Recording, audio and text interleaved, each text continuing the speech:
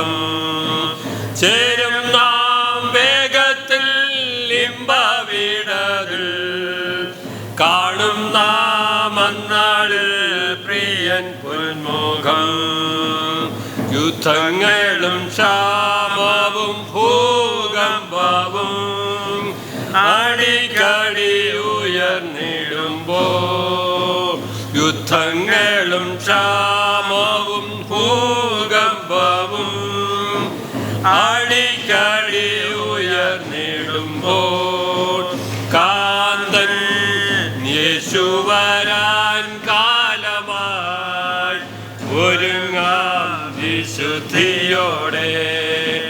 കാന്തൻ യേശു വരാൻ കാലമായി ഒരുങ്ങാം വിശുദ്ധിയോടെ.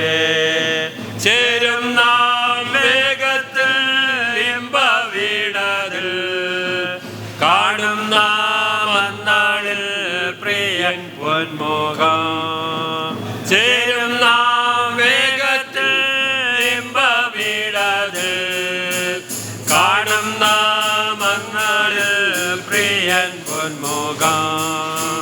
രോഗദുഃഖങ്ങളും മരണമതും തെല്ലും നീ ഭയപ്പെടാതെ.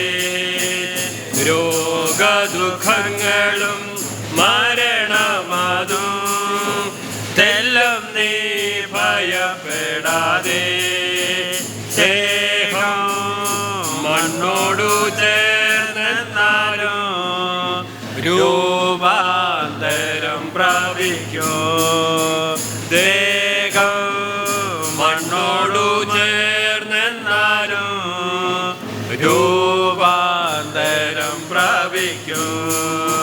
ചേരും നാം വേഗത്തിൽ ഇമ്പവിടതിൽ, കാണും നാം അന്നാളിൽ പ്രിയൻ പൊന്മുഖം. ചേരും നാം വേഗത്തിൽ ഇമ്പവിടതിൽ, കാണും നാം അന്നാളിൽ പ്രിയൻ പൊന്മുഖം. തഴുജടെ ഉയർക്കും വിശുദ്ധരെല്ലാം കാഹളനാദം കേൾക്കുമ്പോ. തഴുജടെ ഉയർക്കും വിശുദ്ധരെല്ലാം കാഹളനാദം കേൾക്കുമ്പോ, പാരിൽ പാർത്തിടും നാം അന്നാളിൽ രൂപാന്തരം പ്രാപിക്കും.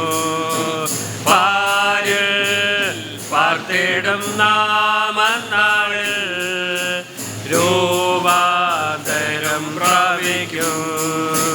ചേരും നാം വേഗത്തിൽ ഇമ്പവിടതിൽ, കാണും നാം അന്നാളിൽ പ്രിയൻ പൊന്മുഖം.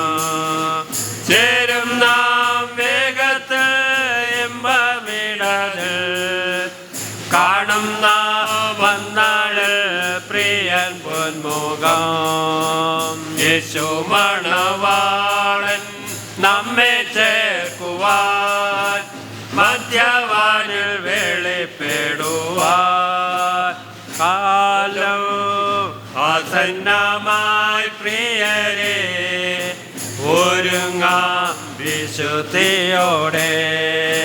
കാലം ആസന്നമായി പ്രിയരെ ഒരുങ്ങാം വിശുദ്ധിയോടെ.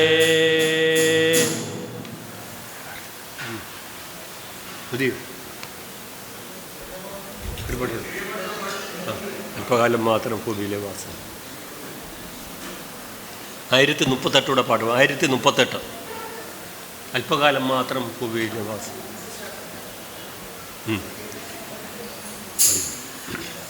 അല്പകാലം മാത്രം ഈ ഭൂമിയിലെ വാസം, സ്വർപ്പുരമാണ് എൻ്റെ നിത്യമാമിടെ, എൻ്റെ നിത്യമാമിടെ.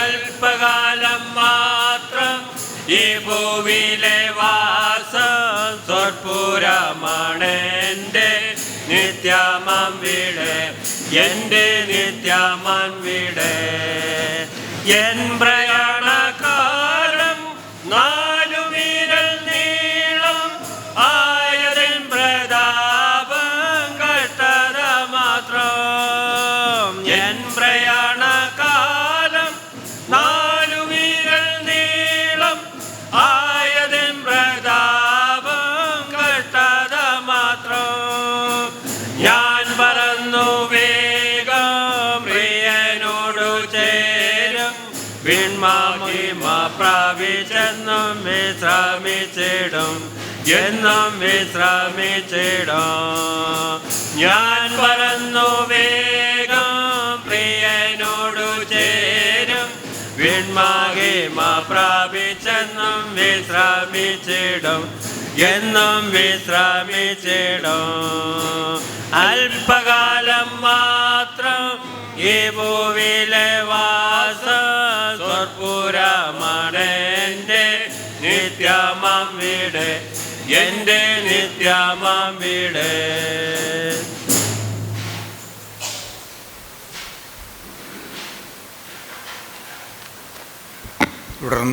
തുടർന്നും നമുക്ക് ദൈവവചനത്തിൽ നിന്നുള്ള ആലോചനകൾ ശ്രദ്ധിക്കാം. ഇപ്പോൾ പ്രിയ സഹോദരൻ ബാബു ഒന്ന് പ്രാർത്ഥിച്ച് ഈ സെഷൻ ആരംഭിക്കുന്നത്.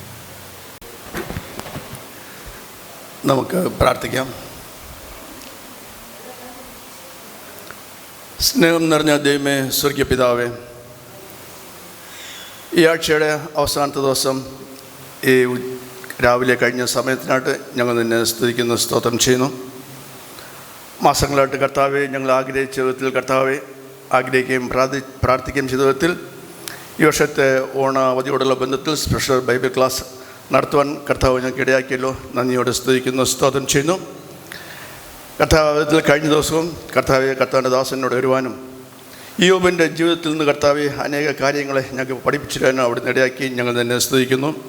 ഇന്നും കർത്താവെ രാവിലെ ഇയ്യോബിൻ്റെ ജീവിതത്തിൽ നിന്ന് കർത്താവെ ഭക്തനായ ഇയ്യോബിൻ്റെ ജീവിതത്തിൽ നിന്ന് കർത്താവെ അനേക കാര്യങ്ങൾ പഠിപ്പിക്കുവാൻ കർത്താവെ വായിക്കും തോറും ഞങ്ങൾക്ക് അവിടുന്ന് മനസ്സിലാക്കി തന്നതിനെ ഓർത്ത് കർത്താവെ ഞങ്ങൾ തന്നെ സ്തുതിക്കുന്നു. നീതിമാനും നിഷ്കളങ്കനും ദൈവഭക്തനും ദോഷമിട്ട അകന്നതുമായ ഇയ്യോബ് കർത്താവെ ഞങ്ങൾ വായിക്കുമ്പോൾ ബ്ലെയിംലെസ് ആയിട്ടും കർത്താവെ ആരും ഒരു കുറ്റവും പറയാതെ ഇരുന്ന ഇയ്യോബിൻ്റെ ജീവിതത്തെക്കുറിച്ച് ഞങ്ങൾ വായിക്കുന്നു കർത്താവെ. മാത്രമല്ല അവൻ്റെ ജീവിതത്തിൽ നോക്കുമ്പോൾ കർത്താവെ അവനൊരു പിതാവായിരുന്നു, ഒരു ഭർത്താവായിരുന്നു, ഒരു ഉദ്യോഗസ്ഥനായിരുന്നു, ഒരു കർഷകനായിരുന്നു, ഒരു ബിസിനസ്സുകാരനായിരുന്നു, എല്ലാറ്റിനും ഉപരിയായിട്ട് കർത്താവ് ഒരു ദൈവഭക്തനായിരുന്നു. താൻ ചെയ്ത എല്ലാ മേഖലയിലും കർത്താവെ അവൻ ദൈവത്തിന് ഇഷ്ടമുള്ളത് തന്നെ ചെയ്തു. ദൈവം കോപിക്കുമോ എന്നുള്ള വിഷമത്തിൽ കർത്താവെ ഒരു പാപവും ചെയ്യാതിരുന്നതായിട്ട് ഞങ്ങൾ വായിക്കുന്നു കർത്താവെ. കർത്താവ് അനുഗ്രഹിക്കപ്പെട്ട വചനം ദാസങ്ങൾ കൂടി കർത്താവ് തന്നല്ലോ ഞങ്ങൾ നിശ്ചയിക്കുന്നു. ഞങ്ങളുടെ ജീവിതത്തിൽ തിരിച്ചു നോക്കിയാണ് കർത്താവെ ദൈവം കോപിക്കുന്ന വിധത്തിൽ ഞങ്ങളുടെ ജീവിതത്തിൽ എന്നേക്കും വസിക്കേണ്ടതെന്ന പരിശുദ്ധാത്മാവിനെ ദുഃഖിപ്പിക്കുന്ന അനുഭവം ഞങ്ങളുടെ ജീവിതത്തിൽ ഉണ്ടോ എന്ന് ഞങ്ങളൊന്ന് തിരിഞ്ഞു നോക്കുവാൻ ഈ ദിവസങ്ങളിൽ കർത്താവ് ഞങ്ങളവിടെ നിന്ന് സഹായിക്കണമേ എന്ന് ഞങ്ങൾ പ്രാർത്ഥിക്കുന്നു. വചനം കൊണ്ടുവന്ന് എൻ്റെ ദാസനായിട്ട് സ്തോത്രം. രണ്ടാമത്തെ സെഷനിലേക്ക് ഞാൻ കടന്നു പോകുന്നു. കർത്താവ് കൂടെ ഇരിക്കണമേ. എൻ്റെ ദാസനെ ആത്മാവിനാലും ശക്തിയാലും നിറയ്ക്കണം എന്ന് ഞങ്ങൾ പ്രാർത്ഥിക്കും. ആവശ്യമുള്ള വചനം ഞങ്ങൾ തരണമേ എന്ന് പ്രാർത്ഥിക്കും. ഞങ്ങൾ ആത്മാവിൽ ബലപ്പെട്ടവരായിട്ട് മടങ്ങിപ്പോൻ കർത്താവോട് സഹായിക്കണമേ. കടന്നു വന്ന എല്ലാവർക്കായിട്ട് സ്തോത്രം. കർത്താവിൻ്റെ സാന്നിധ്യം തുടർന്ന് ഞങ്ങളെ പറ്റി ഉണ്ടായിരിക്കണമേ. വീണ്ടും കർത്താവിൻ്റെ ദാസനെ കർത്താവിൻ്റെ കരങ്ങൾ ഞങ്ങൾ പരമേൽപ്പിക്കുന്നു. പ്രാർത്ഥനയ്ക്ക് സ്തോത്രം ചെയ്യുന്നു. യേശു ക്രിസ്തുവിന്റെ ഉയർന്ന നാമത്തിൽ ഏറ്റവും താഴ്മയോടെ അപേക്ഷിക്കുന്ന കൃപയോടെ കേൾക്കുമാറാണമേ.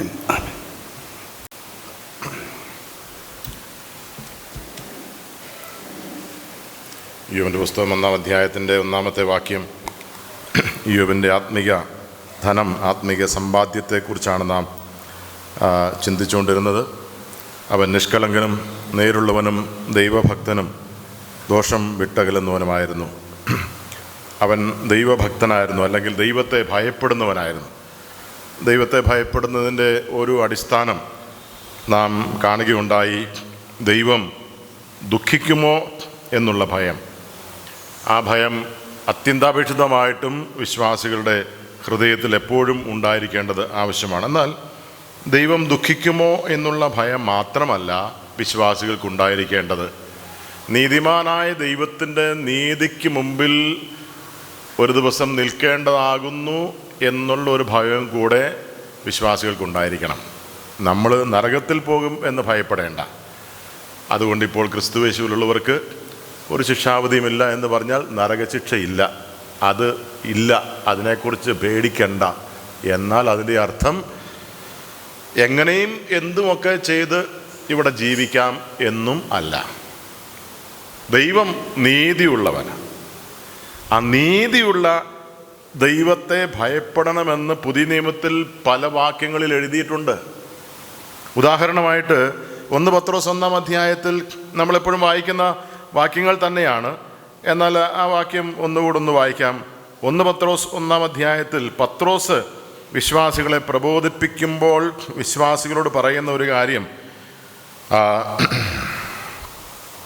17-ാമത്തെ വാക്യം, മുഖപക്ഷം കൂടാതെ ഓരോരുത്തൻ്റെ പ്രവൃത്തിക്ക് തക്കവണ്ണം ന്യായം വിധിക്കുന്നവനെ നിങ്ങൾ പിതാവ് എന്ന് വിളിക്കുന്നുവെങ്കിൽ നിങ്ങളുടെ പ്രവാസകാലം ഭയത്തോടെ കഴിപ്പിൻ. ഭയപ്പെടണമോ? ഭയപ്പെടണം. കാരണം എന്താ? നിങ്ങൾ പിതാവ് എന്ന് വിളിക്കുന്നവൻ നിങ്ങളുടെ പിതാവ് മാത്രമല്ല, അവൻ ആരും കൂടെയാ. അവൻ ന്യായം വിധിക്കുന്നവൻ കൂടെയാ. അതെപ്പോഴും ഓർത്തോണം. അതിൻ്റെ ഒരു മറുവശമുണ്ട്.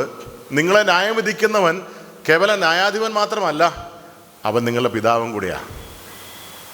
അത് രണ്ടും ശരിയാ. നിങ്ങളെ ന്യായം വിധിക്കുന്നവൻ ന്യായാധിപൻ മാത്രമല്ല, അവൻ നിങ്ങളുടെ പിതാവും കൂടെയാ. പക്ഷേ നിങ്ങൾ പിതാവേ എന്ന് വിളിക്കുന്നവൻ നിങ്ങളുടെ പിതാവ് മാത്രമല്ല, അവൻ നിങ്ങളെ ന്യായം വിധിക്കുന്നവൻ കൂടെയാ. അതുകൊണ്ട് നിങ്ങളുടെ പ്രവാസകാലം ഭയത്തോടെ കഴിപ്പിൻ. We have to appear before a just God. മുഖപക്ഷം കൂടാതെ ന്യായം വിധിക്കുന്നവനാ നമ്മുടെ ദൈവം. ഈ എബ്രായ ലേഖനത്തിൽ അതിൻ്റെ 12-ാം അധ്യായത്തിൻ്റെ അവസാന വാക്യങ്ങളിലേക്ക് വരുമ്പോൾ അവിടെ ലേഖനകാരൻ ആ അധ്യായം അവസാനിപ്പിക്കുന്നത് എങ്ങനെയാണെന്ന് നോക്കിയേ. 28-ഉം 29-ഉം വാക്യങ്ങൾ. എബ്രായ ലേഖനം 12-ാം അധ്യായത്തിൻ്റെ 28-ഉം 29-ഉം വാക്യങ്ങൾ. ആകയാൽ ഇളകാത്ത രാജ്യം പ്രാപിക്കുന്നത് കൊണ്ട് നാം നന്ദിയുള്ളവരായി ദൈവത്തിന് പ്രസാദം വരുമാറ് ഭക്തിയോടും ഭയത്തോടും കൂടെ സേവ ചെയ്യുക. നമ്മുടെ ദൈവം ദഹിപ്പിക്കുന്ന അഗ്നിയല്ലോ. ഭയപ്പെടണമോ? ഭയപ്പെടണം. ദൈവം ദുഃഖിച്ച് കരയുന്ന ഒരു പിതാവ് മാത്രമല്ല. അങ്ങനെ ഒരു പിതാവിനെ നാം ലൂക്കോസ് 15-ാം അധ്യായത്തിൽ കാണുന്നത്. ദുഃഖിച്ച് കരയുന്ന ഒരു പിതാവ്. മക്കൾ പാപം ചെയ്യുമ്പോൾ അതിൽ വേദനിക്കുന്ന നുറുങ്ങുന്ന ഹൃദയത്തോടു കൂടി ഇരിക്കുന്ന ഒരു പിതാവിനെയാണ് ലൂക്കോസ് 15-ാം അധ്യായത്തിൽ യേശുക്രിസ്തു പറയുന്നതെങ്കിൽ ആ പിതാവ് ദുഃഖിക്കുന്നവൻ മാത്രമല്ല, ആ പിതാവ് മുഖപക്ഷം കൂടാതെ ന്യായം വിധിക്കുന്നവൻ കൂടെയാ. അതുകൊണ്ട് ഭയപ്പെടണം, ഭയപ്പെടണം, ദൈവത്തെ ഭയപ്പെടണം. ഞാൻ ആ വിഷയത്തിൽ മുന്നോട്ട് പോകാൻ ആഗ്രഹിക്കുന്നില്ല. നാം ഈ വിഷയങ്ങൾ പലപ്പോഴായി കേൾക്കുന്നവരും പഠിക്കുന്നവരുമാണ്. ഞാനതിൻ്റെ 4-ാമത്തെ ഭാഗത്തേക്ക് വരുവാൻ ആഗ്രഹിക്കുന്നു. ഇയ്യോബ് ടേണിങ് അവേ ഫ്രം ഈവിൾ, ദോഷം വിട്ടകലുന്നവനുമായിരുന്നു, അല്ലെങ്കിൽ പാപം വിട്ടകലുന്നവനായിരുന്നു. പാപം ചെയ്യാത്തവൻ എന്നല്ല എഴുതിയിരിക്കുന്നത്. പാപം സംഭവിച്ചിട്ടുണ്ട് തീർച്ചയായിട്ടും, മനുഷ്യനല്ലേ. എന്നാൽ ഇവിടെ അതല്ല പറയാൻ ഉദ്ദേശിച്ചിരിക്കുന്നത്. ഇവിടെ പറയാൻ ഉദ്ദേശിച്ചിരിക്കുന്നത് പാപം സംഭവിക്കും എന്ന് ബോധ്യമുള്ള സാധ്യതയുള്ള അവസരങ്ങൾ ഒഴിഞ്ഞു പോകുന്നവനായിരുന്നു ഇയ്യോബ്. അല്ലെങ്കിൽ പാപത്തിന് സാധ്യതയുള്ള അവസരങ്ങൾ സൃഷ്ടിക്കാതിരിക്കുന്നവനായിരുന്നു ഇയ്യോബ്. അല്ലെങ്കിൽ പാപത്തിന് സാധ്യതയുള്ള അവസരങ്ങളെ ദൂരെ മാറ്റി നിർത്തുന്നവനായിരുന്നു ഇയ്യോബ്. Turning away from sin. ആ ടേണിങ് അവേ എന്ന് പറയുന്നത് ഹൃദയത്തിൽ സംഭവിക്കേണ്ട ഒരു കാര്യമാണ്. നമ്മൾ പ്രധാനമായിട്ടും സൂക്ഷിക്കേണ്ട ഒരു മേഖലയായത് ടേണിങ് അവേ ഫ്രം സിൻ എന്ന് പറഞ്ഞാൽ പാപം സംഭവിക്കാൻ സാധ്യതയുള്ള മേഖലകളെ തിരിച്ചറിഞ്ഞിട്ട് അതിൽ നിന്നും മാറിപ്പോവുക, വിട്ടൊഴിയുക. Take precautions.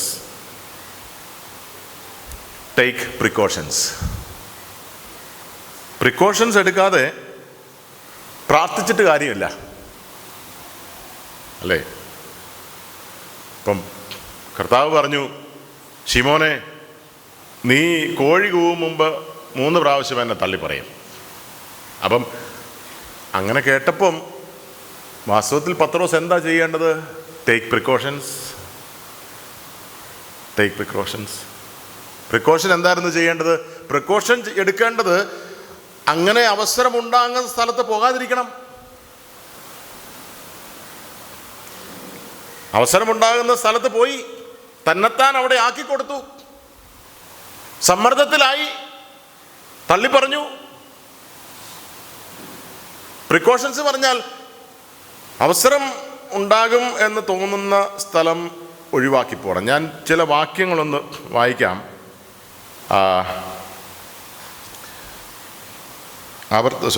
സദൃശ്യവാക്യങ്ങൾ 5-ാം അധ്യായം. സദൃശ്യവാക്യങ്ങൾ 5-ാം അധ്യായം. സദൃശ്യവാക്യങ്ങൾ 5-ാം അധ്യായത്തിൽ ശലോമോൻ 5ഉം 7ഉം ഒക്കെ അധ്യായങ്ങൾ വായിക്കുമ്പോൾ ഒരു പ്രത്യേക കാര്യം അവിടെ പ്രതിപാദിക്കുന്നുണ്ട്. 5-ാം അധ്യായത്തിൻ്റെ 7ഉം 8ഉം വാക്യങ്ങൾ നോക്കുക. ആകയാൽ മക്കളെ, എൻ്റെ വാക്ക് കേൾപ്പിൻ, എൻ്റെ വായിലെ മൊഴികളെ വിട്ടുമാറരുത്.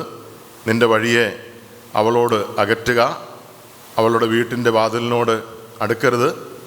പിന്നെ താഴോട്ട് ചില കാര്യങ്ങൾ പറയുന്നുണ്ട്. അവളെന്ന് പറയുന്നത് ആരുടെ കാര്യമാണെന്ന് മുകളിൽ പറഞ്ഞിട്ടുണ്ട്.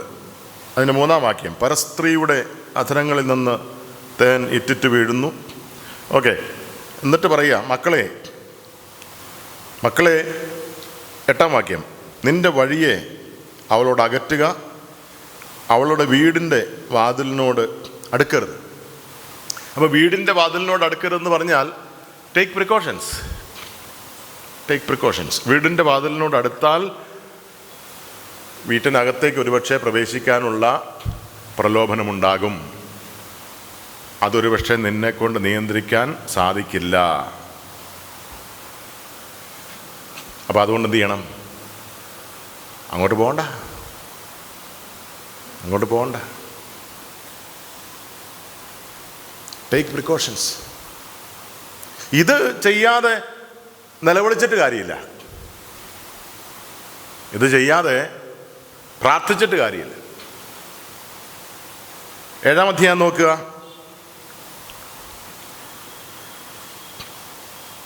7-ാം വാക്യം, 6-ാം വാക്യം, ഞാൻ എൻ്റെ വീട്ടിൻ്റെ കിളിവാതിൽക്കൽ അഴിക്കിടയിൽ കൂടി നോക്കിക്കൊണ്ടിരിക്കുമ്പോൾ ഭോഷന്മാരുടെ ഇടയിൽ ഒരുത്തനെ കണ്ടു. യൗവനക്കാരുടെ കൂട്ടത്തിൽ ബുദ്ധിഹീനനായൊരു യുവാവിനെ കണ്ടു.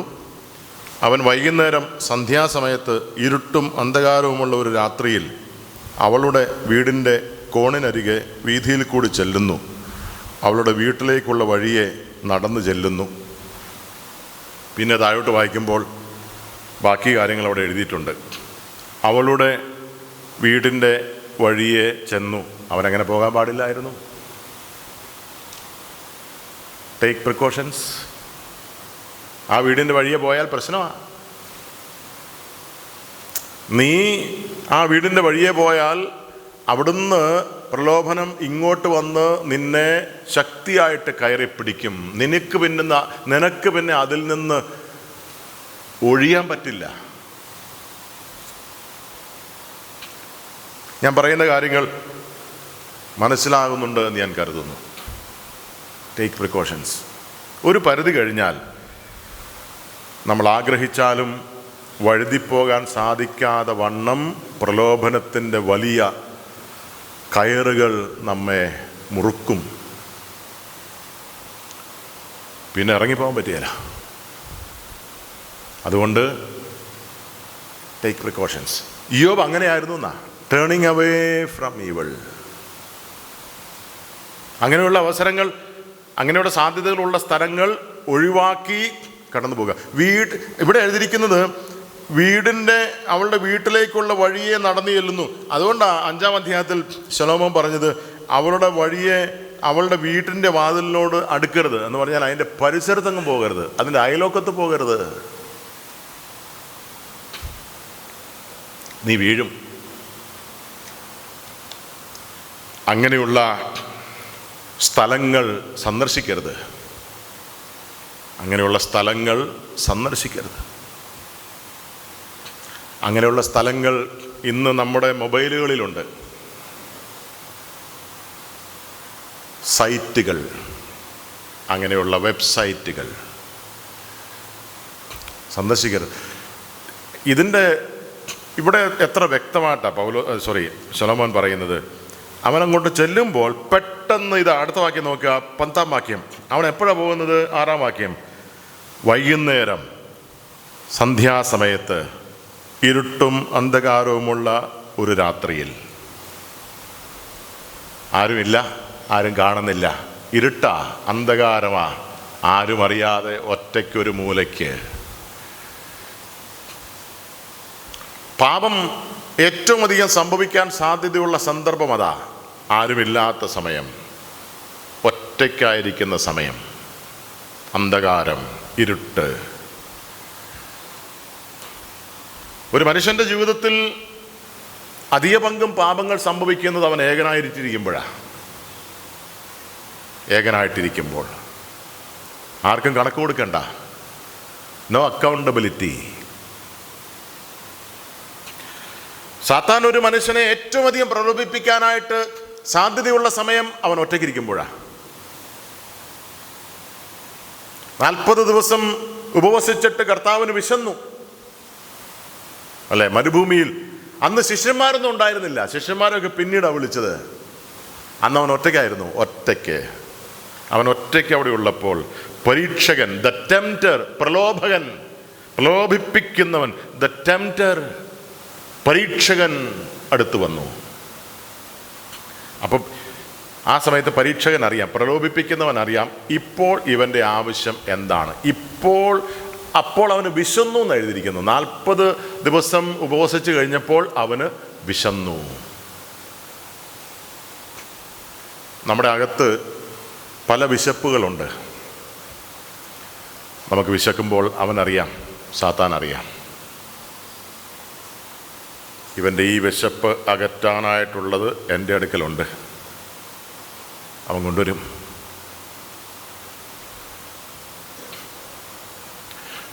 സാത്താൻ ഉയർന്ന മലയിലേക്ക് കർത്താവിനെ കൂട്ടിക്കൊണ്ടുപോയി. അപ്പോഴും കർത്താവ് ഒറ്റയ്ക്കാ, വേറെ ആരുമില്ല.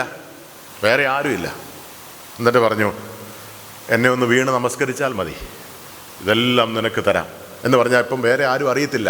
ഞാനും നീ മാത്രമേ ഉള്ളൂ, ഞാനും നീ മാത്രം. ഒറ്റ പ്രാവശ്യം, ജസ്റ്റ് വൺസ്, ഒറ്റ പ്രാവശ്യം ചെയ്താൽ മതി. ആരും അറിയില്ല, ഞാൻ ആരോടും പറയില്ല. രഹസ്യം ഞാനും നീയും തമ്മിൽ മാത്രം, മറ്റാരും അറിയില്ല. ഒറ്റ പ്രാവശ്യം ചെയ്താൽ മതി. അതുകൊണ്ട് അവനെ ദ ടെംപ്റ്റർ എന്ന് പറഞ്ഞിരിക്കുന്നത്. അവൻ അങ്ങനെ അറ്റംപ്റ്റ് ചെയ്യുന്നത്. അവൻ പറയും ഒറ്റ പ്രാവശ്യം ചെയ്താൽ മതി എന്ന് പറയും. ആ ഒറ്റ പ്രാവശ്യം ചെയ്താൽ അവനൊരു കൊളുത്തിടും, പിന്നെ അവൻ ജയിച്ചുകൊണ്ടിരിക്കും. അങ്ങനെയാ പാപത്തിൽ അകപ്പെടുന്നത്, പിടിപെടുന്നത്. അവൻ ഒറ്റയ്ക്കായിരുന്ന സമയത്ത് ആ 7-ാം അധ്യായത്തിൻ്റെ അടുത്ത വാക്യങ്ങൾ നോക്കുക. പെട്ടെന്ന് ഇതാ, വേശ്യാവസ്ത്രം ധരിച്ചും ഹൃദയത്തിൽ ഉപായം പൂണ്ടുമുള്ളൊരു സ്ത്രീ അവനെ എതിരേറ്റ് വരുന്നു. അവൾ മോഹപരവശയും തന്നിഷ്ടക്കാരിയും ആകുന്നു. അവളുടെ കാൽ വീട്ടിൽ അടങ്ങിയിരിക്കില്ല എന്ന് പറഞ്ഞാൽ നിന്റെ അകത്ത് ഇത്രയും മോഹങ്ങളൊന്നും ഉണ്ടായിരിക്കണമെന്ന് നിർബന്ധമില്ല. നിന്റെ അകത്ത് ഇത്രയും മോഹങ്ങളൊന്നും ഉണ്ടായിരിക്കണമെന്ന് നിർബന്ധമില്ല.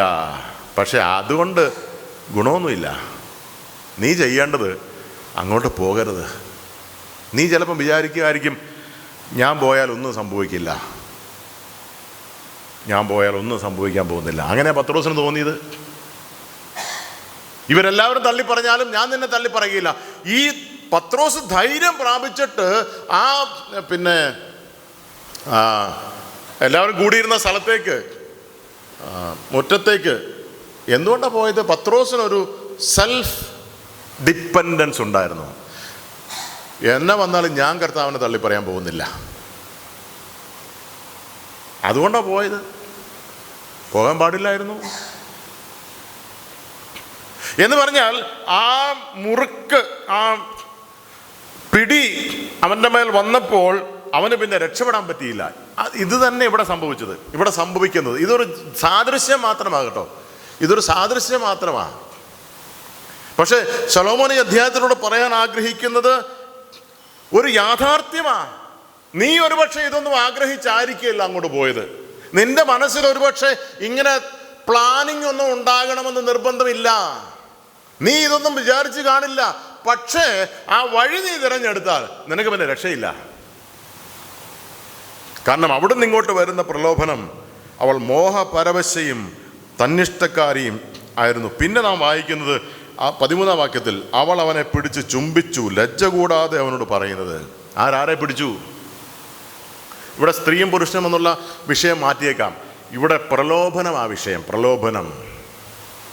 അവൾ അവനെ പിടിച്ച് ചുംബിച്ചു എന്ന് പറഞ്ഞാൽ ഈ പ്രലോഭനം ഈ വ്യക്തിയെ അതിൻ്റെ കൈയുടെ കുരുക്കിൽ ആക്കി.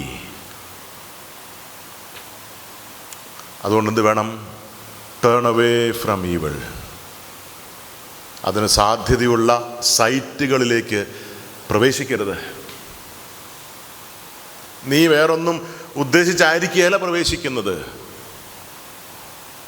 പക്ഷെ അവിടുന്ന് വരുന്നത് ഭയങ്കര ശക്തിയുള്ളതാ.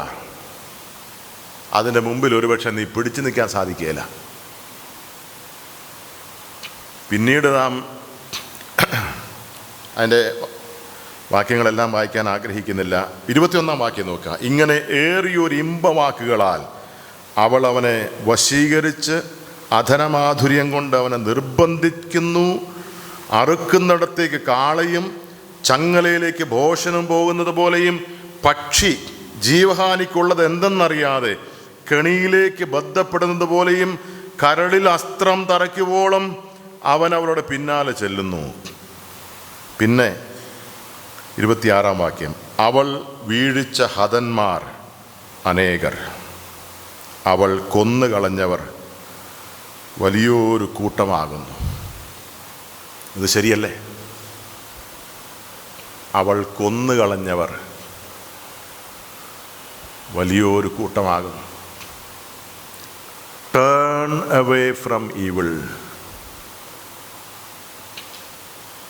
കാരണം നമ്മൾ വിചാരിക്കുന്നത് പോലെയോ വിചാരിക്കുന്നിടത്തോ നിൽക്കുന്നതല്ല ഇത്. മോഹം, മോഹം. നാം എല്ലാവരും അറിഞ്ഞിരിക്കേണ്ട ഒരു സത്യമാത്. ഞാൻ രക്ഷിക്കപ്പെട്ടതാണോ? അതെ. പരിശുദ്ധാത്മാവ് എന്നിലുണ്ടോ? അതെ. പക്ഷേ അതിൻ്റെ ഒരു മറുവശമുണ്ട്. ആ മറുവശം എന്താ?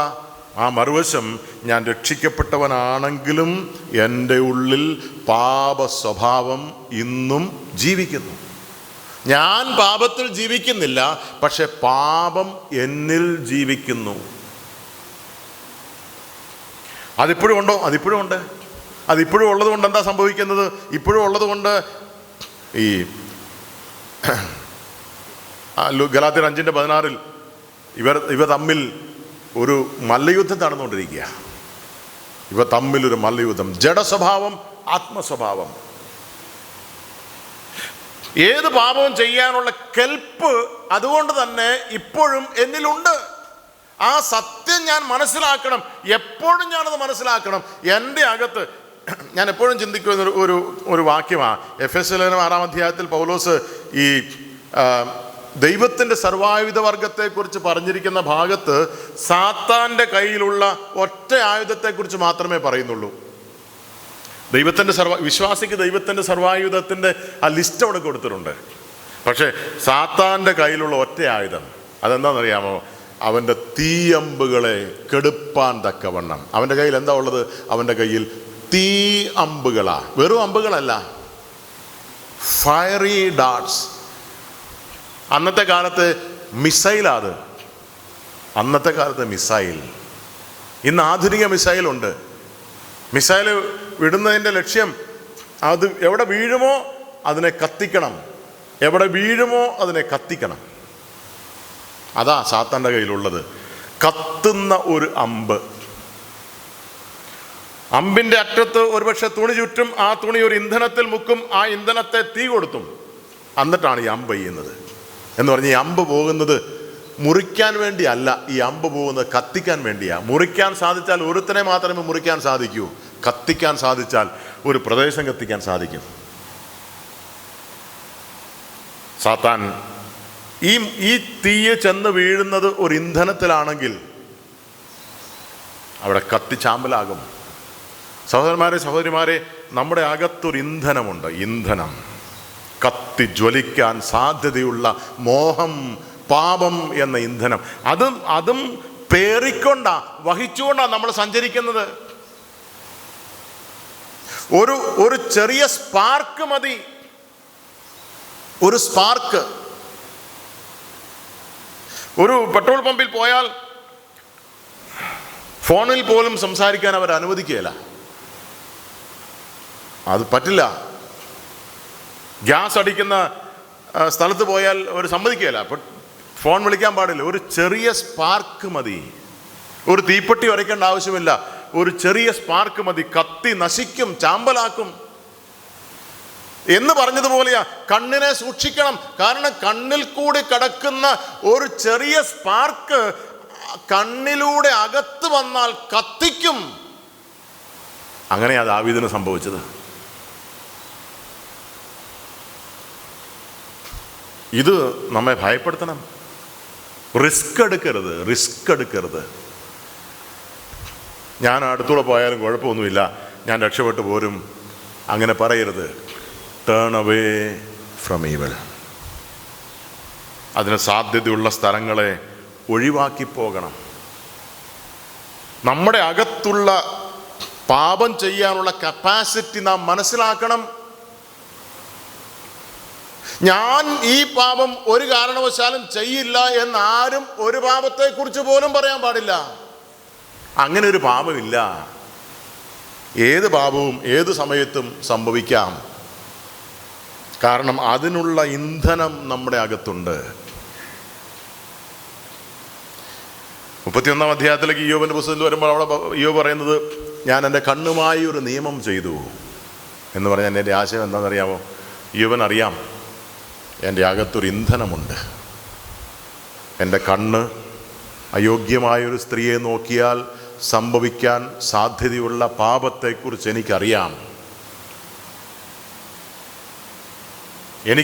എൻ്റെ കണ്ണിനകത്തുകൂടി ഒരു സ്പാർക്ക് അകത്ത് കയറിയാൽ എൻ്റെ ഉള്ളിലുള്ള മോഹത്തെ അത് കത്തിക്കും. അങ്ങനെയല്ലേ?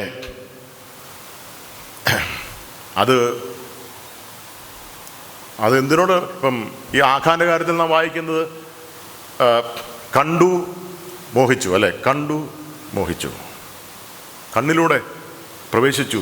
മോഹം വന്നു കഴിഞ്ഞാൽ പിന്നെ അത് എടുത്തേ പറ്റൂ. മോഹം വന്നു കഴിഞ്ഞാൽ യോശുവ മുഖാന്തരം പറഞ്ഞു, ഇത് ശപഥാർപ്പിത വസ്തുക്കളാ, ആരും ഒന്നും എടുക്കാൻ പാടില്ല, ഇതെല്ലാം നശിപ്പിക്കേണ്ടതാ.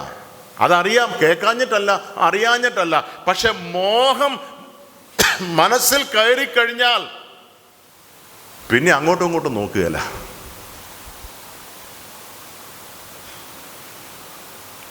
പിന്നെ അതും ഇതും ചിന്തിക്കുകയില്ല. പിന്നെ വേദപുസ്തകം എന്താ പറയുന്നതെന്ന് ശ്രദ്ധിക്കുകയില്ല. പിന്നെ മോഹമാ കയറിപ്പിടിക്കുന്നത്. ആഖാൻ പാപം ചെയ്ത് അറിയാഞ്ഞിട്ടാണോ? ഒരിക്കലും അല്ല. അറിയാം, പക്ഷേ കണ്ടു മോഹിച്ചു. പിന്നെ പിടിച്ചാൽ നിൽക്കുകയില്ല. അതുകൊണ്ട് ടേൺ അവേ ഫ്രം ഈവിൾ.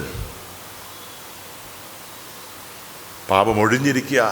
അവൻ പാപത്തെ, ദോഷം വിട്ടകലുന്നവനും ആയിരുന്നു. നാം മുമ്പേ വായിച്ച ഈ 2 തരം തൂക്കം ഉപയോഗിക്കരുതെന്നല്ല എഴുതിയിരിക്കുന്നത്. 2 തരം തൂക്കം ഉപയോഗിക്കരുത് എന്നല്ല എഴുതിയിരിക്കുന്നത്. അവിടെ എഴുതിയിരിക്കുന്നത് 2 തരം തൂക്കം നിന്റെ പക്കൽ ഉണ്ടാകരുത്, നിന്റെ സഞ്ചിയിൽ ഉണ്ടാകാൻ പാടില്ല. ഉപയോഗിക്കുന്നതിനെ കുറിച്ചല്ല എഴുതിയിരിക്കുന്നത്. സഞ്ചിയിൽ ഇത് ഉണ്ടാകാനേ പാടില്ല. സഞ്ചിയിലുണ്ടെങ്കിൽ എന്ത് സംഭവിക്കും? സഞ്ചിയിലുണ്ടെങ്കിൽ ഉപയോഗിക്കാനുള്ള പ്രലോഭനമുണ്ടാകും. അതുകൊണ്ട് അത് വേണ്ട, അത് വെക്കണ്ട. അത് നമ്മൾ തിരിച്ചറിയണം. ഞാൻ ഇന്നലെ സൂചിപ്പിച്ചതുപോലെ എൻ്റെ ഏറ്റവും ബലഹീനതയുള്ള മണ്ഡലം അല്ലെങ്കിൽ ഏറിയ ഏതാണെന്ന് ഞാൻ തിരിച്ചറിയണം. എൻ്റെ ഏറ്റവും അധികം ബലഹീനത ഒരുപക്ഷെ മറ്റുള്ളവർക്ക് അറിയില്ല, ഞാൻ അറിയണം. അവിടെ ഞാൻ എക്സ്ട്രാ കോഷ്യസ് ആയിരിക്കണം, എക്സ്ട്രാ പ്രിക്കോഷൻ എടുക്കണം. കാരണം എനിക്കറിയാം ഇവിടെയാണ് ഞാൻ ഏറ്റവും അധികം ബലഹീനനായിരിക്കുന്നത്.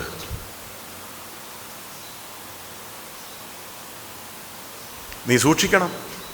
Turn away from evil. അതുകൊണ്ടാ നിന്റെ പക്കൽ ഉണ്ടാകാൻ പാടില്ല. 23 ഈ സദൃശവാക്യങ്ങൾ 23-ാം അധ്യായം നോക്കുക. അവിടെ വേറൊരു കാര്യമാണ്. സദൃശവാക്യങ്ങൾ 23-ാം അധ്യായത്തിൻ്റെ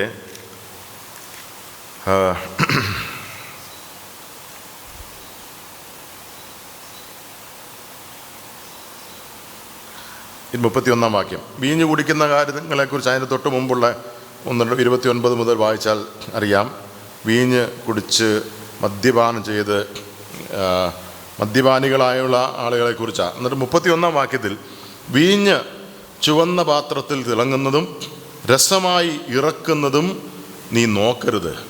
ഒടുക്കം അത് സർപ്പം പോലെ കടിക്കും, അണലി പോലെ കൊത്തും. നിന്റെ കണ്ണ് പരസ്ത്രീകളെ നോക്കും, നിന്റെ ഹൃദയം വക്രത പറയും. നീ നടുക്കടലിൽ ശയിക്കുന്നവനെ പോലെയും പാമരത്തിൻ്റെ മുകളിൽ ഉറങ്ങുന്നവനെ പോലെയും ആകും. അവർ എന്നെ അടിച്ചു, എനിക്ക് നൊന്തില്ല. അവർ എന്നെ തല്ലി, ഞാൻ അറിഞ്ഞതുമില്ല. ഞാൻ എപ്പോൾ ഉണരും? ഞാൻ ഇനിയും അത് തന്നെ തേടും എന്ന് നീ പറയും. വീഞ്ഞ് ചുവന്ന പാത്രത്തിൽ തിളങ്ങുന്നതും രസമായി ഇറക്കുന്നതും നീ നോക്കരുത്. നോക്കിയാൽ പാപമാണോ? നോക്കിയാൽ പാപമല്ല. ആരെങ്കിലും മദ്യം കുടിക്കുന്നത് നമ്മൾ കണ്ടാൽ പാപമല്ല. പക്ഷെ എല്ലാവർക്കും അത് ഒരുപോലെ അല്ല. ഇവിടെ ഇരിക്കുന്ന പലർക്കും മദ്യത്തോടുള്ള ആസക്തി ഉണ്ടാകാൻ സാധ്യതയില്ല. ഒരുപക്ഷെ ചിലർ നേരത്തെ മദ്യപാനികളായിരുന്നിരിക്കാം, പിന്നീട് രക്ഷിക്കപ്പെട്ട് വന്നവരായിരിക്കാം. അങ്ങനെയുള്ളവർക്ക് ഒരുപക്ഷെ മദ്യം കാണുമ്പോൾ ഒരു ആകർഷണം അല്ലെങ്കിൽ ഒരു പ്രലോഭനം തോന്നാൻ സാധ്യതയുണ്ട്. പക്ഷേ ഞാൻ വിചാരിക്കുന്നു ഇവിടെ ഇരിക്കുന്ന പലർക്കും അത് സാധ്യതയില്ല. പക്ഷേ എല്ലാ പാപങ്ങളും അതുപോലല്ല. നമ്മുടെ ആരുടെയും മുമ്പിൽ ഒരു 10 കുപ്പി മദ്യം കൊണ്ടുവച്ചാൽ നമ്മളൊരു പക്ഷെ തിരിഞ്ഞു പോലും നോക്കില്ല. അതവിടെ തന്നെ ഇരിക്കും. വേണ്ട, അതിനോടൊരു താല്പര്യമില്ല, അതിനോടൊരു ആസക്തിയുമില്ല. പക്ഷേ എല്ലാ പാപങ്ങളും അങ്ങനല്ല. ചില പാപങ്ങൾ നോക്കിയാൽ മതി, കണ്ടാൽ മതി. അതുകൊണ്ടാണ് എഴുതിയിരിക്കുന്നത് നോക്കരുത്. നോക്കിയാൽ എന്ത് സംഭവിക്കും? കുടിക്കുന്ന കാര്യം ഇവിടെ എഴുതിയിട്ട് പോലുമില്ല. നീ നോക്കരുത്. ഒടുക്കം, അറ്റ് ദ ലാസ്റ്റ്, ഒടുക്കം. നോക്കി പിന്നെന്ത് സംഭവിക്കും?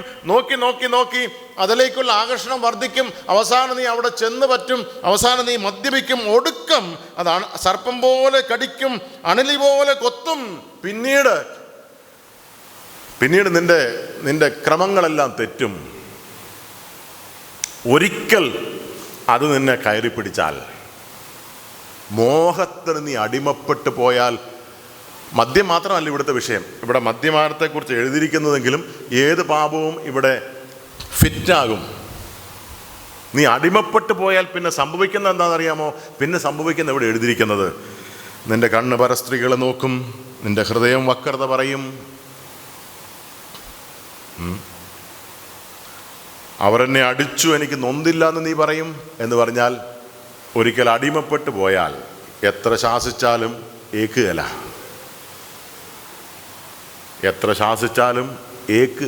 വേദനിക്കുകയില്ല. കാരണം ആ പാപത്തിൻ്റെ മക്കിൽ, മദ്യത്തിൻ്റെ ലഹരിയിൽ നീ ആയിപ്പോയി. കാരണം അവന് വേദനിക്കുകയില്ല. ആ മദ്യം വേദന എടുക്കാനുള്ള അവൻ്റെ കഴിവിനെ കുറച്ച് സമയത്തേക്ക് നശിപ്പിച്ചു.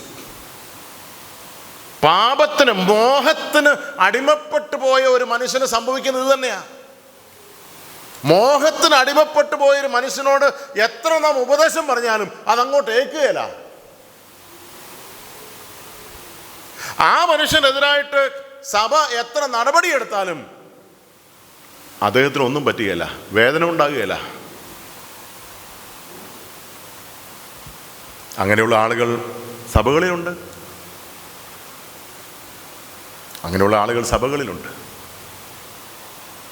അവർക്ക് മാനസാന്തരപ്പെടാൻ സാധിക്കുകയില്ല. കാരണം ആ മോഹത്തിൻ്റെ ശക്തി അവരെ ഇങ്ങനെ ഗ്രസിച്ച് വെച്ചിരിക്കുക. Turn away from evil. സഹോദരന്മാരെ, പാപം സംഭവിക്കാൻ സാധ്യതയുള്ള ചുറ്റുപാടുകൾ, മേഖലകൾ, സ്ഥലങ്ങൾ, സന്ദർഭങ്ങൾ നാം തിരിച്ചറിഞ്ഞിട്ട് പരമാവധി ഒഴിഞ്ഞു പോകണം. പരമാവധി ഒഴിഞ്ഞു പോകണം. ഈ മനുഷ്യനെക്കുറിച്ച് ദൈവത്തിന് പറയാനുള്ള സാക്ഷ്യമത. നാം ഈ മനുഷ്യനെക്കുറിച്ച് പ്രധാനമായിട്ടും 4 കാര്യങ്ങളാണ് കണ്ടത്. ഒന്ന്, അദ്ദേഹം നിഷ്കളങ്കൻ, നേരുള്ളവൻ. അദ്ദേഹം ദൈവത്തെ ഭയപ്പെടുന്നവൻ. അദ്ദേഹം ദോഷം വിട്ടകലുന്നവൻ.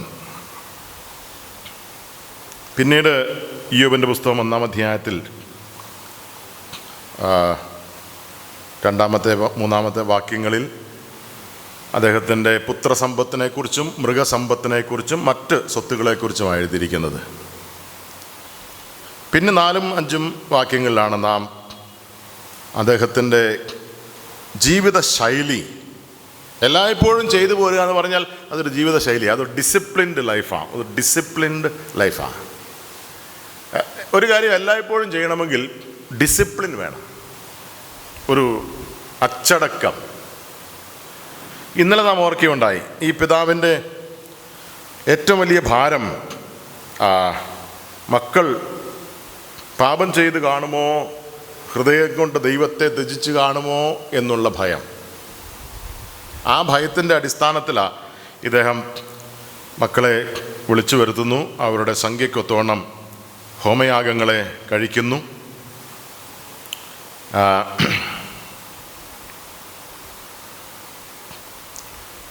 ആളയച്ച് അവരെ വരുത്തി ശുദ്ധീകരിക്കുക എന്ന് പറഞ്ഞാൽ വാസ്തവത്തിൽ ശുദ്ധീകരിക്കുന്നത് ഇയ്യോബല്ല.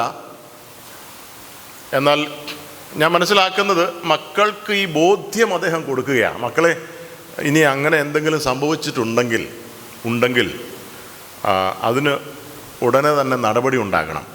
അതുകൊണ്ടാണ് പിറ്റേ ദിവസം രാവിലെ എഴുന്നേറ്റിട്ട് അദ്ദേഹം മക്കളെ വിളിപ്പിക്കും, എല്ലാവരെയും കൂട്ടി വരുത്തും. എന്നിട്ട് ഉടനടി അങ്ങനെ സംഭവിച്ചിട്ടുണ്ടെങ്കിൽ, വ്യക്തമായിട്ടുള്ള തെളിവുകളൊന്നുമില്ല, പക്ഷെ എന്നാലും സംഭവിച്ചിട്ടുണ്ടെങ്കിൽ ശുദ്ധീകരിക്കപ്പെടണം എന്ന് പറഞ്ഞാൽ അല്പസമയം പോലും പാപം ഉള്ളിൽ വെച്ചുകൊണ്ട് നിങ്ങൾ ജീവിക്കരുത്. അതാ പിതാവിൻ്റെ നിർബന്ധമാണ്. ഇന്നലെ രാത്രിയാണ് നിങ്ങൾ ഒരുമിച്ച് ചേട്ടൻ്റെ വീട്ടിൽ ഒരുമിച്ച് ഭക്ഷിക്കാനായിട്ട് കൂടി. ഇന്നലെ രാത്രി വെളുപ്പിനെ ഇദ്ദേഹം അപ്പൻ വിളിക്കുക, വരണം, എല്ലാവരും വരണം. കാരണം ഇനി ആ കഴിഞ്ഞ രാത്രിയിൽ എങ്ങാനും എന്തെങ്കിലും പാപം സംഭവിച്ചു പോയെങ്കിൽ ആ പാപവും ഹൃദയത്തിൽ വെച്ചുകൊണ്ട് ഇന്നത്തെ പകലിൽ ജീവിക്കാൻ പാടില്ല. അതിനു മുമ്പ് പകൽ സൂര്യൻ ഉദിക്കുന്നതിന് മുമ്പ് ഇതിനൊരു പരിഹാരം വന്നിട്ട് മതി തുടർന്നുള്ള കാര്യങ്ങൾ. എന്തുമാത്രം മക്കളുടെ ആത്മീക ഭാവിയാണ്.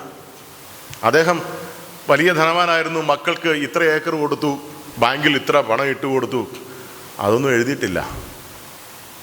പക്ഷെ മക്കൾക്ക് മൂല്യമുള്ളത് കൊടുത്തു. എന്ത് കൊടുത്തു? ദ മെസ്സേജ് ഓഫ് സാങ്ക്ടിഫിക്കേഷൻ മക്കളെ പഠിപ്പിച്ചു. മക്കളെ, എപ്പോഴും നിങ്ങൾ ശുദ്ധിയുള്ളവരായിട്ട് ജീവിക്കണം, എപ്പോഴും. അത് മക്കളെ പഠിപ്പിച്ചു. ദൈവത്തെ ഭയപ്പെട്ട് ജീവിക്കണം. പാപം സംഭവിച്ചാൽ ഉടനടി ആ പാപത്തിന് പരിഹാരമുണ്ടാകണം. ആ മക്കളെല്ലാം, ഞാൻ ഈ കഴിഞ്ഞ ദിവസം ഞങ്ങൾ സംസാരിക്കുകയായിരുന്നു, 42-ാം അധ്യായത്തിലേക്ക് വരുമ്പോൾ ഇയ്യോബിൻ്റെ പൂർവ്വസ്ഥിതിയിലേക്ക് മടങ്ങി വരുന്ന കാര്യം എഴുതുമ്പോൾ ഇയ്യോബിന് ഉണ്ടായിരുന്നതിൻ്റെ എല്ലാം ഇരട്ടി ദൈവം കൊടുത്തു, അല്ലേ? 7000 ആടുണ്ടായിരുന്നത് 14,000 ആടുകളാക്കി ദൈവം കൊടുത്തു. പക്ഷേ 10 മക്കളെ കൊടുത്തു എന്ന് എഴുതിയിരിക്കുന്നത്, 20 മക്കളെ കൊടുത്തു എന്ന് എഴുതിയിട്ടില്ല. അവന് വീണ്ടും 7 പുത്രന്മാരും 3 പുത്രിമാരും, 10 മക്കൾ ജനിച്ചു. എന്തുകൊണ്ടാണ് 20 മക്കളെ കൊടുക്കാഞ്ഞത്? അതിൻ്റെ ഒരു കാരണം അവിടെ എഴുതിയിട്ടില്ല. പക്ഷെ ഞാനിങ്ങനെ മനസ്സിലാക്കുന്നത്, ഇപ്പോൾ ഇയ്യോബിന് 20 മക്കളുണ്ട്. 10 മക്കൾ സ്വർഗത്തിലുണ്ട്, ഇവിടെ ഭൂമിയിൽ 10 മക്കൾ. ഇപ്പോൾ ആകെ 20 മക്കളായി. 10 മക്കൾ സ്വർഗത്തിലുണ്ടെന്ന് ഞാൻ പറയാൻ കാരണം, വിശുദ്ധീകരണത്തിൻ്റെ ആവശ്യകതയോടുകൂടിയാണ് ഈ അപ്പൻ മക്കളെ വളർത്തിയത്. മക്കളെ, വിശുദ്ധരായിട്ട് ജീവിക്കണം, ആ മക്കൾ അത് അനുസരിക്കുന്നവരായിരുന്നു. ഈ മക്കൾ ചിലപ്പോഴൊക്കെ ഞാൻ വിചാരിക്കും ഈ മക്കളൊക്കെ വിവാഹം കഴിഞ്ഞ് ഒരുപക്ഷെ കുടുംബസ്ഥരായി ജീവിക്കുന്നവരായിരിക്കാം. അതുകൊണ്ട് അവരെല്ലാം അവരുടെ വേറെ വേറെ വീടുകളിലാണ് താമസിക്കുന്നത്. 10 മക്കൾ മരിച്ചപ്പോൾ 10 മക്കൾ മാത്രമാണോ മരിച്ചതെന്ന് എനിക്കറിയില്ല. ഞാൻ ചിലപ്പോഴൊക്കെ വിചാരിക്കും 10 മക്കൾ മാത്രമായിരുന്നില്ല മരിച്ചത്, അവരുടെ കുടുംബങ്ങൾ മരിച്ചു കാണാം. എന്തായാലും ഈ 10 മക്കൾ ഇനി വിവാഹിതരല്ലെന്ന് പോലും വിചാരിക്കുക, ഇവരെല്ലാം യൗവനക്കാരാ. പക്ഷേ അപ്പൻ നന്നാ രാവിലെ വിളിപ്പിക്കുമ്പോൾ വരും.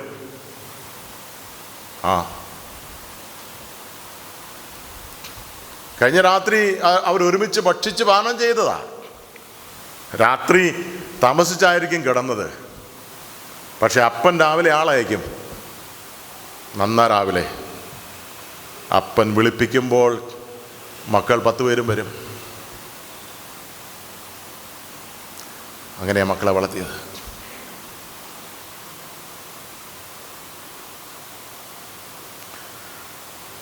അതൊക്കെ നമുക്കൊരു വെല്ലുവിളിയാണ്. പ്രാർത്ഥിക്കാൻ വിളിച്ചാൽ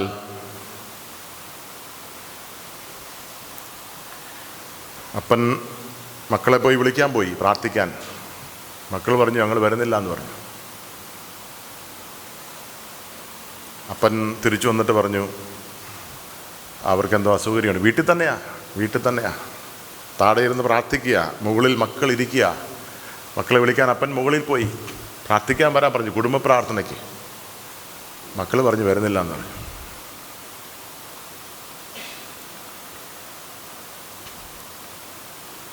ഈ അപ്പൻ വിളിച്ചാൽ മക്കൾ വരും. 10 പേരും വരും. അവർ വിശുദ്ധരായിരുന്നു. അവർ വിശുദ്ധിയോടുകൂടി ജീവിച്ചവരായിരുന്നു. 10 പേരും ഒരുമിച്ച് മരിച്ചു. പക്ഷേ അവരെല്ലാവരും ദൈവത്തിൻ്റെ അടുക്കലേക്ക് പോയി.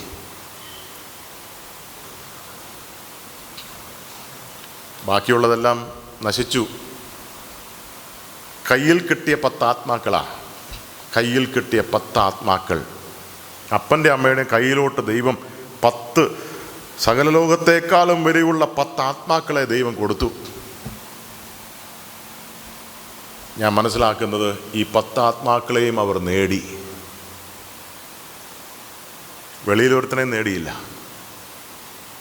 കുറഞ്ഞ വർഷം നോഹയെക്കുറിച്ച് വായിക്കുന്നത് 120 വർഷം പ്രസംഗിച്ച് കാണാം. ഏതായാലും നീതി പ്രസംഗിയാണെന്ന് എഴുതിയിരിക്കുന്നത്. പ്രസംഗിച്ചു ആരും കേട്ടില്ല. ഒരുത്തൻ പോലും രക്ഷിക്കപ്പെട്ടില്ല. പക്ഷേ വീട്ടിലുള്ള 3 പുത്രന്മാർ അവർ വിശ്വസിച്ചു. വെളിയിലുള്ള ഒരുത്തനെ നേടാൻ സാധിച്ചില്ല, സാരമില്ല, വീട്ടിലുള്ളവരെ നേടണ്ടേ. അങ്ങനെ ആ മനുഷ്യൻ നിഷ്കളങ്കനും നേരുള്ളവനും ദൈവഭക്തനും ദോഷം വിട്ടകലുന്നവനും. ആ ദൈവം കൊടുത്ത സർട്ടിഫിക്കറ്റാണ്. പ്രിയപ്പെട്ടവരെ, ഈ വാക്കുകൾ, ഈ വാക്യങ്ങൾ നമ്മുടെ മുമ്പിൽ ഒരു വെല്ലുവിളിയാണ്. വെല്ലുവിളി എന്തുകൊണ്ടാണെന്നറിയാമോ? ഇന്ന് നമ്മുടെ വിരൽത്തുമ്പിലാണ് വേദപുസ്തകം ഇരിക്കുന്നത്. വിരൽത്തുമ്പിൽ ഇന്ന് നമ്മുടെ വിരൽത്തുമ്പിൽ 100 കണക്കിന് കമൻട്രികളുണ്ട്. ഒന്ന് ഞെക്കിയാൽ 100 കമൻട്രികൾ ഒരുമിച്ച് പ്രത്യക്ഷമാകും. ഒന്ന് ഞെക്കിയാൽ ബൈബിളിൻ്റെ ഒരു വാക്കിൻ്റെ അർത്ഥം പല അർത്ഥങ്ങൾ കാണിക്കും. വേദപുസ്തകം പഠിക്കാൻ ഇത്രയും സൗകര്യം ലഭിച്ച വേറൊരു കാലഘട്ടം വിശ്വാസികളുടെ ചരിത്രത്തിലില്ല. വേദപുസ്തകം പഠിക്കാൻ ഇത്രയും സൗകര്യങ്ങൾ ലഭിച്ച മറ്റൊരു കാലഘട്ടം ചരിത്രത്തിലുണ്ടായിട്ടില്ല. പക്ഷേ പറഞ്ഞിട്ടെന്ത് കാര്യം? ഒന്നുമില്ലാതിരുന്ന ആ മനുഷ്യൻ, ഒരു പുസ്തകം പോലും ഇല്ലാതിരുന്ന ആ മനുഷ്യൻ, ഒരു ബൈബിൾ ടീച്ചർ പോലും ഇല്ലാതിരുന്ന മനുഷ്യൻ, ഒരു സഭയില്ലാതിരുന്ന മനുഷ്യൻ, ഒരു കൂടിവരവില്ലാതിരുന്ന മനുഷ്യൻ, കൂട്ടായ്മയ്ക്ക് ഒരുപക്ഷെ ആളുകൾ ഇല്ലാതിരുന്ന മനുഷ്യൻ, ഊസ് ദേശത്ത് പാർത്തിരുന്ന ഒരു മനുഷ്യൻ, അവിശ്വാസികളുടെ, ദുഷ്ടന്മാരുടെ, അഭക്തന്മാരുടെ ഇടയിൽ ഭക്തനായി ജീവിച്ച ഒരു മനുഷ്യൻ. അദ്ദേഹം നമുക്കൊരു വെല്ലുവിളിയാണ്.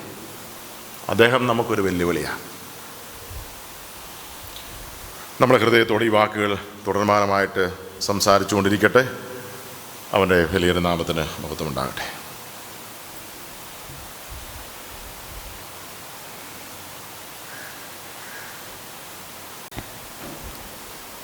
ദൈവനാമം വാഴ്ത്തപ്പെടുമാറാകട്ടെ. ഇന്നലെയും ഇന്നുമായിട്ട് 2 ദിവസങ്ങളിൽ പ്രിയ കർത്തദാസനിൽ കൂടി നമുക്ക് വളരെ അനുഗ്രഹിക്കപ്പെട്ട ദൈവവചനത്തിൻ്റെ ആലോചനകൾ ലഭിക്കുവാൻ ഇടയായതോർത്ത് ദൈവത്തെ സ്തുതിക്കുകയാണ്. പ്രിയ സഹോദരൻ അജോയ് ടി മാത്യു ഇത് അധികം ഇവിടെ വന്നിട്ടില്ല എങ്കിലും വന്ന് ഈ 2 ദിവസത്തെ ക്ലാസ്സുകൾ എടുത്തപ്പോൾ നമ്മുടെ എല്ലാം ഹൃദയം വളരെ ആ വചനങ്ങൾ കേട്ട് വളരെ സന്തോഷിച്ചു എന്നുള്ളതിന് യാതൊരു സംശയവുമില്ല. അങ്ങനെ നമുക്ക് ലഭിച്ച ഈ അനുഗ്രഹിക്കപ്പെട്ട സമയത്തെ ഓർത്ത് ദൈവത്തെ സ്തുതിക്കുന്നു. ഞാൻ കഴിഞ്ഞ ഞായറാഴ്ച പറഞ്ഞതുപോലെ വിശ്വാസികൾ കുറവല്ല, മിക്കവാറും പേരിലെല്ലാം കടന്നു വരുവാൻ ഇടയായി. നമുക്ക് സന്തോഷത്തോടുകൂടി ആയിരിക്കാൻ തക്കണം ദൈവം ഇടയാക്കിയത് ഓർത്ത് ദൈവത്തെ സ്തുതിക്കുകയാണ്. നാളെ ദൈവം അനുവദിച്ചാൽ നമ്മുടെ സഭായോഗത്തിനും പ്രിയ ദേവദാസനുണ്ടായിരിക്കും. നമുക്ക് എല്ലാവർക്കും കടന്നു വന്ന് അതിൽ സന്തോഷത്തോടുകൂടി കർത്താവിനെ ദൈവത്തെ ആരാധിച്ച് മഹത്വപ്പെടുത്തി കടന്നു പോകുന്നതിന് ദൈവം ഇടയാക്കട്ടെ. ഉച്ചയ്ക്ക് ആഹാരവും ക്രമീകരിച്ചിട്ടുണ്ട്, അതുകൊണ്ട് ആരും ബന്ധപ്പെടേണ്ട ആവശ്യമില്ല. എല്ലാവരും സന്തോഷത്തോടുകൂടി രാവിലെ തന്നെ കടന്നു വരണം. അങ്ങനെ നമുക്ക് ദൈവം നാളത്തെ ദിവസവും അനുഗ്രഹിച്ച് തരട്ടെ. ഇപ്പോൾ നമുക്ക് പ്രാർത്ഥിച്ച് ഈ യോഗം ഇവിടെ അവസാനിപ്പിക്കാം. സ്വർഗീയ പിതാവാം ദൈവമേ, ഞങ്ങളങ്ങയെ സ്തുതിക്കുന്നു, മഹത്വപ്പെടുത്തുന്നു. കർത്താവേ, അവിടുന്ന് എത്ര ഉന്നതനാണ്. അതിപരിശുദ്ധനായ ദൈവം, രാജാതിരാജാവും കർത്താവുമായ അങ്ങ് ഏഴാളായി ഞങ്ങളെ സ്നേഹിച്ചു, ഞങ്ങളെ വീണ്ടെടുത്തു, അവിടുത്തെ മക്കളാക്കി തീർത്തു. ആ വിലയേറിയ പദവി ഞങ്ങളുടെ ജീവിതത്തിൽ തന്നതോർത്ത് സ്തോത്രം. ഇവിടെ അനുഗ്രഹിക്കപ്പെട്ട ഒരു സഭ കഴിഞ്ഞ 105 വർഷങ്ങൾ ആയിട്ട് തുടർന്നു പോകുവാൻ ഇടയാക്കി.